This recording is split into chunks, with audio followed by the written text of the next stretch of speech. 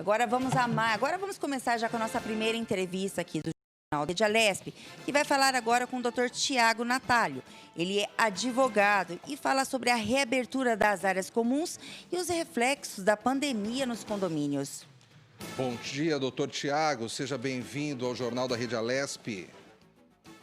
Olá, bom dia a todos do jornal, bom dia a toda a sua audiência. Um grande prazer, uma grande honra estar aqui com vocês mais uma vez. Prazer é nosso. Doutor Tiago, diante da pandemia, a vida em condomínio tem se tornado mais difícil. Digo isso em relação à intensificação dos conflitos, muitas vezes, né?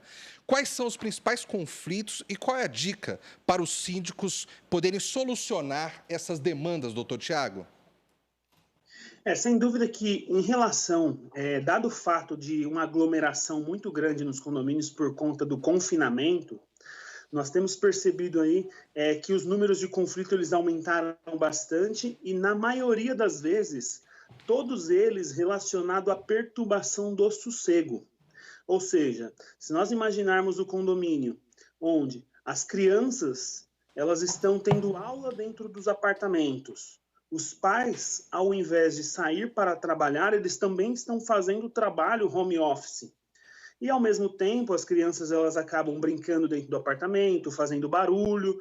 Misturado a isso, nós temos os casos em que as pessoas entram com mudanças no condomínio ou até mesmo as obras que são necessárias. Então, diante de todo esse impacto que aconteceu no condomínio, os conflitos eles aumentaram de forma bastante alarmante. Agora, no tocante à tomada de decisão do síndico, qual que é o melhor papel, o melhor caminho ao síndico? Sem dúvida que nesse momento é conversar muito, é informar o momento em que estamos passando, pedir a compreensão dos condôminos através de informativos, de e-mail, comunicados no elevador, para que todos nós possamos usar um pouco do bom senso e também da empatia, entendendo o momento que a gente está e buscando cada vez menos ter conflitos. Não resolvendo essa questão, sem dúvida nenhuma, que o síndico vai partir sim para uma advertência ou até mesmo para uma multa e, na última instância, seria judicializar essa questão. Doutor Tiago, bom dia. Quem fala é Lilian. Doutor Tiago, nós temos leis federais, estaduais e municipais. Eu queria saber do senhor o seguinte, elas determinam o fechamento das áreas comuns dentro do condomínio? Ou os condomínios têm um estatuto próprio e têm autonomia para determinar e tomar essas decisões? Então, Lilian, muito se discutiu essa questão, mas o que nós temos visto, e isso na maioria dos casos, foram raras as exceções em que um município fez uma lei que atacasse ou que viesse totalmente para poder tentar mexer no dia a dia dos condomínios. Dado que nós estamos diante de áreas privadas, as leis elas têm um poder de alcance quando se tratam de questões relacionadas à saúde, mas no dia a dia das áreas comuns dos condomínios não teria esse poder. Mas, na prática, nós temos visto raríssimos municípios que entraram com leis, mas o que tem acontecido mesmo é o seguinte, os próprios condomínios, entendendo o que está acontecendo lá fora, e aí eu acho que um protagonismo muito importante do próprio síndico, que, ao perceber e agir de forma proativa, ele partiu a fazer os fechamentos, quando exigidos, e também tem partido aí para uma reabertura. Muito se discute se o síndico poderia ter feito isso sozinho ou não. Na verdade, o síndico, como representante da coletividade, a ele cabe os cuidados em relação à saúde dos demais condôminos. Então, ele tomou, sim, essa iniciativa lá no início e agora ele teve a possibilidade de compartilhar com os demais através de assembleia que vem ratificando essas decisões que o síndico vem tomando. Mas, em linhas gerais, essas leis, não houve nenhuma lei que impusesse, de fato, os fechamentos. Doutor Tiago, eu gostaria que o senhor explicasse para o telespectador, né, que muitos estão nos assistindo e não sabem o que seria uma assembleia dentro dos condomínios. Ah, perfeito. Uma assembleia, na verdade, ela é uma reunião formal, é o ato mais, vamos dizer assim, é o ato formal e solene mais importante na vida de um condomínio. Normalmente, todas as decisões importantes para o condomínio ela é tomada em reuniões, que nós damos o nome de assembleias. Essas assembleias elas podem ser gerais ordinárias, que são para tratar daqueles assuntos corriqueiros, ou extraordinárias, quando vai tratar de algum assunto que não está ali no dia a dia, como, por exemplo, fechamento ou reabertura da área comum. Então, convoca-se uma assembleia, todos os condôminos são convocados e eles deliberam sobre o assunto. E é importante a assembleia que as pessoas que não comparecerem na assembleia dentro de um condomínio, elas ficam obrigadas a cumprir as decisões que a assembleia tomou. Isso porque existe uma característica da assembleia que é de soberania da assembleia. Além disso, todos os condôminos têm que ser convocados.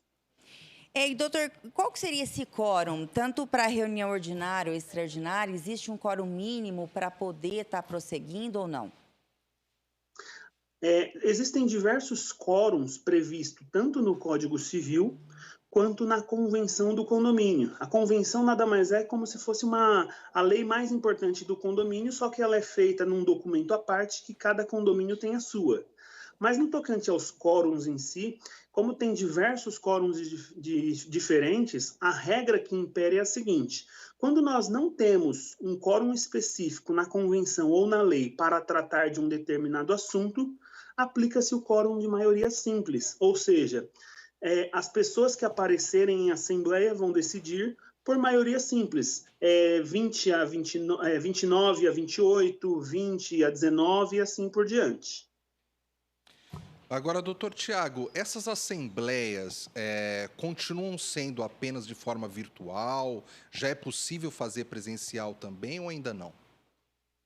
Então, uma ótima pergunta, até porque nós temos uma lei de transição desse período de Covid, que ele vem a resguardar toda a área privada, todo o setor privado.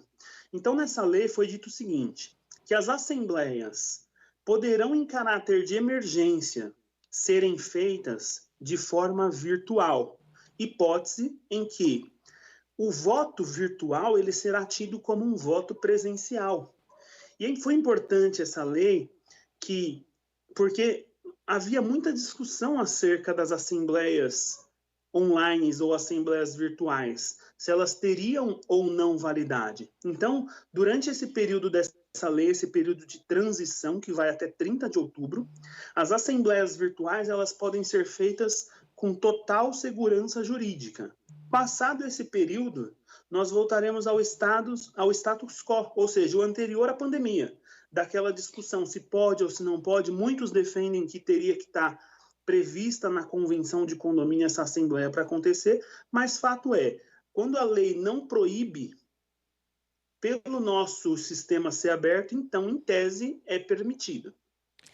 Doutor, voltando à questão da reabertura dos espaços comuns, né, nesse momento de pandemia, o síndico ele tem o poder de decidir sozinho pelo fechamento ou pela abertura dessas áreas? Então, lá no início, nós não tínhamos a possibilidade de fazer uma assembleia virtual. E nós também, pelo fato de termos diversos decretos que impedem a aglomeração, nós estávamos diante de uma situação em que nós não tínhamos a legalidade e a segurança jurídica da assembleia virtual, e nós não tínhamos a possibilidade de fazer uma assembleia presencial. Então, diante disso, o síndico, como representante da coletividade, ele acabou se antecipando e tomando a decisão sozinho. Muitos deles, mesmo assim, eles acabaram fazendo consulta aos condôminos, através de algum tipo de enquete para entender se eles estavam no caminho certo. Mas, posteriormente à assembleia virtual, a possibilidade dessa assembleia, não teve por que não consultar os condôminos. Então, o síndico ele toma as decisões sozinho, quando ele não tem a condição de consultar os condôminos, mas se torna injustificável o síndico manter, por exemplo, um fechamento, enquanto todos os condôminos querem uma reabertura, porque essa reabertura está acontecendo na cidade ou está acontecendo no estado. Doutor Tiago, o senhor falou sobre a assembleia virtual. Eu fico preocupado, às vezes, com um público mais idoso, um público que não costuma usar a internet com tanta frequência.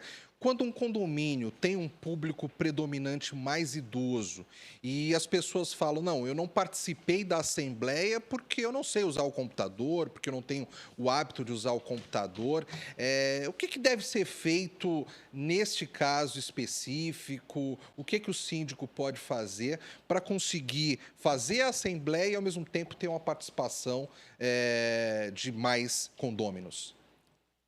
Perfeito, ótima pergunta.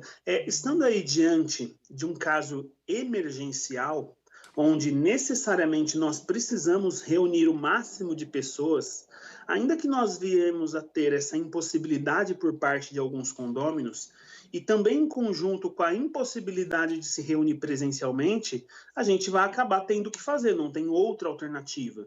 Tem muitas das vezes casos em que precisa fazer uma assembleia para poder reunir um valor, arrecadar um valor para fazer uma obra que é urgente. Mas saindo desse panorama do emergencial, nós temos que analisar o seguinte: a Assembleia Virtual é bem-vinda, sim, sem dúvida nenhuma, mas nós temos condomínio, como o colega disse, que eles são, por exemplo, projetados para idosos. Então, se eu imaginar que uma Assembleia Virtual ela vem exatamente para dar acessibilidade aos demais condôminos, como fica, por exemplo, os idosos ou um condomínio projetado para idosos? Ao invés de nós darmos acessibilidade, de nós incluirmos, nós estaríamos excluindo os condôminos da participação.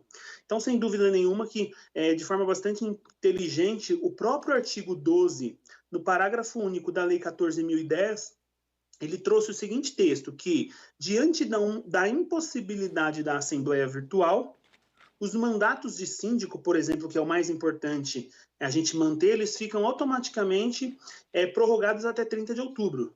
Hipótese em que, a partir dessa data, pelo menos pela lei, a gente não vai ter mais assembleia virtual como obrigação. E aí a gente pode voltar para as assembleias presenciais. O Jornal da Rede Alesp fala agora com o Dr. Tiago Natalio, que está nos falando sobre a reabertura das áreas comuns e os reflexos da pandemia nos condomínios. Dr. Tiago, nesse momento de crise financeira, por conta dessa pandemia, né? Como é que ficou a questão da inadimplência?